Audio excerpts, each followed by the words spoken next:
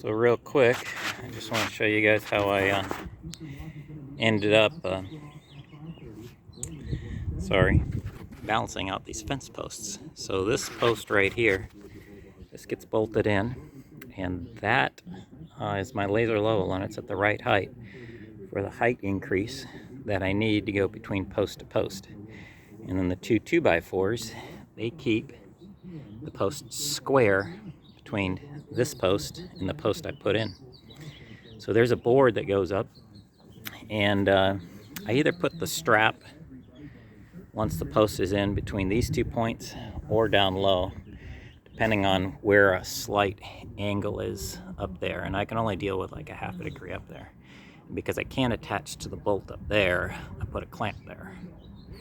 But you can see. And then this laser, all I have to do is make sure that the dot is in the middle. I don't know if you guys can see that, but the dot is in the middle of the bolt.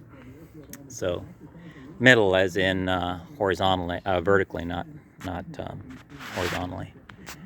And then all I gotta do is loosen that and take my tripod and move it to the next location and pick up the next post.